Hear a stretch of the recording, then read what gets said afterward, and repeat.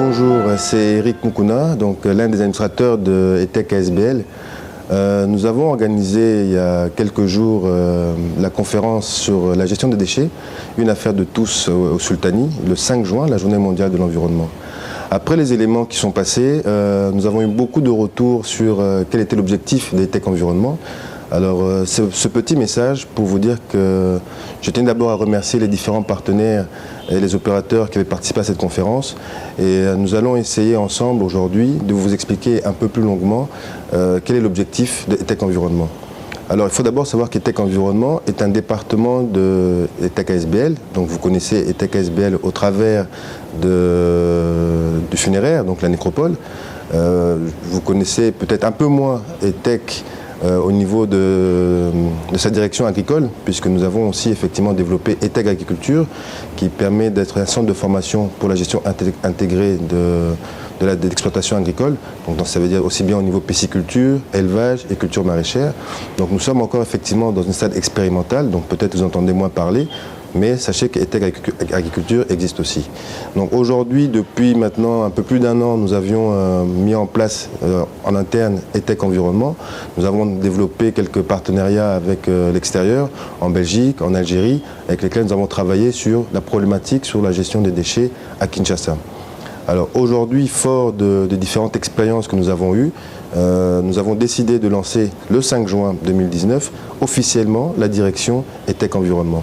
ETEC Environnement sera donc une plateforme qui va pouvoir accompagner à la fois les pouvoirs publics sur la gestion des déchets, qui va pouvoir apporter son édifice à la problématique en essayant d'être une plateforme de coordination avec les différents opérateurs.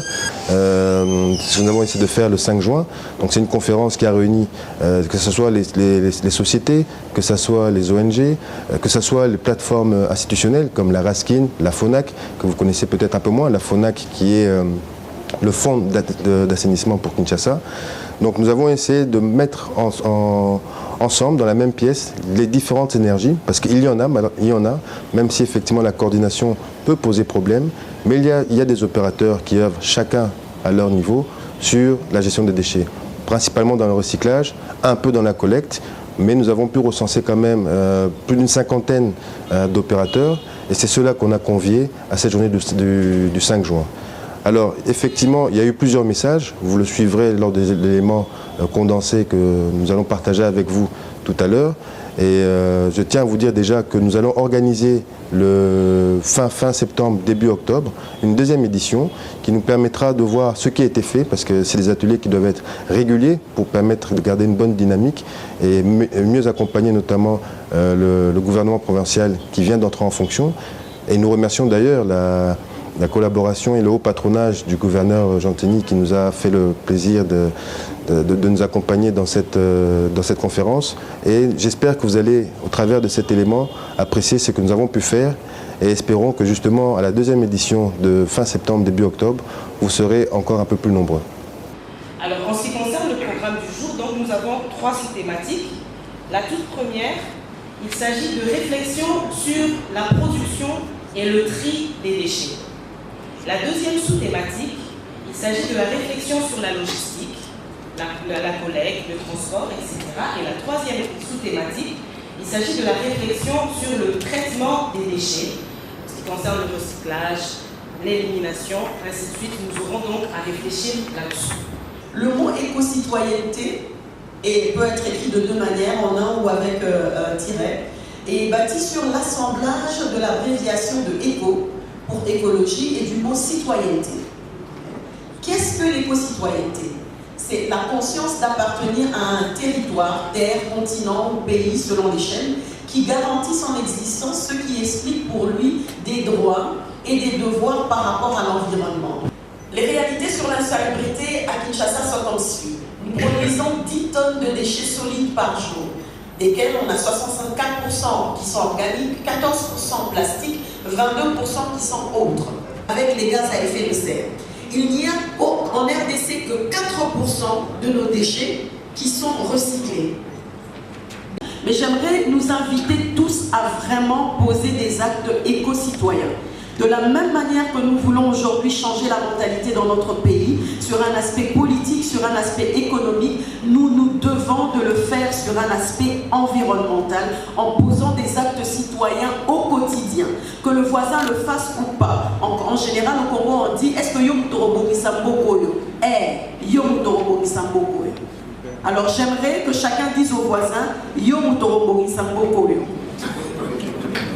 Merci pour votre attention. Nous pourrions surtout avoir que vous puissiez nous partager vos expériences. Est-ce que quelqu'un déjà, par rapport à cette sous-thématique, la production et le tri des déchets? J'ai aimé votre analyse. Oui, quand on prend les déchets, vous avez votre papa qui vient prendre les déchets, je vais vous payer 10 ou 15 ou 20 000 francs, il les prend, mais personne ne se pose la question où il amène. Oui, moi je suis à Séni, j'ai une ONG qui enlève les déchets, mais personne ne se pose la question. Je suggère que les rencontres se multiplient. Pour aller déboucher à quoi? Déboucher à ce qu'il y ait des spécialisations dans les filières des déchets. Il y a des plastiques, il y a des pneus, il y a des batteries, mais il y a aussi ce qu'on ne voit pas. Ce sont les transformateurs de la SNEL. Non, mais par contre, je voudrais compléter quelque chose. Parce que sur le coup, nous, on ne sait plus où aller. Donc moi, j'ai dû ralentir sur les 100 et quelques que j'avais en termes de clients. J'ai dû ralentir, je suis à 30. Je ne sais plus répondre parce que je n'ai plus de points de décharge. Parce qu'il faut voir, sur les 100 et quelques qui existaient, il y en a 10. Les 10, ils sont où? Sur 9000 km² de la ville de Kinshasa, on a 10. Moi qui travaille à Kungwala, Barumbu et la commune de Kinshasa, je les gère. Gombe même n'a pas de point de décharge. Et si vous remarquez bien, les gens qui viennent de gauche à droite, vous allez voir que maintenant le nouveau système, c'est de mettre dans des sacs. Le même sac qu'on utilise, le même lorry. Les gens les empilent. Aujourd'hui encore, je suis passé devant l'ISC, il y en a tout plein. Parce que j'ai vu la vidéo là, mais le problème est revenu, je crois, 10 minutes après vous. Et on est du même problème. Donc là, sur le coup, certes, vous avez eu la chance d'avoir un camion, mais nous, on ne l'a pas. Moi, je dois payer mon essence, je dois payer mes éboueurs, je dois payer mes motos, je dois payer mes taxes, je dois payer les décharges, et je n'ai pas la chance d'avoir le camion dans la suite au passage. Qui vient en aide à la caissière en disant, voilà, Mathilde, puisque vous avez ramassé beaucoup, on vous prête le camion. La RASKIL aujourd'hui, vous parlez de la RASKIL. Mais la RASKIL a les moyens d'une commune, n'a pas les moyens d'une ville. Je donne un exemple. Si nous avons une trentaine de camions, ou une pelle chargeuse, ou que sais-je, c'est pour une commune. La RASKIL, dans ses moyens d'évacuation, si la ville produit 10 000 tonnes par jour, mais la capacité d'évacuation de la RASKIL, c'est 1000 tonnes par jour. Donc il y a un problème sérieux. C'est pourquoi nous nous battons pour le moment. Nous sommes bien à la RASKIL, on commence par les débuts. Mais pourquoi on voudrait parler de l'assainissement, des tris, et ainsi de suite, mais sans plan directeur? Le tout commence par un plan directeur. La ville, elle est comment? En cartographie. Vous avez vu dernièrement la RASKIL à travers avec JICA, les Japonais, pour quantifier. Il y a eu un séminaire sur la quantification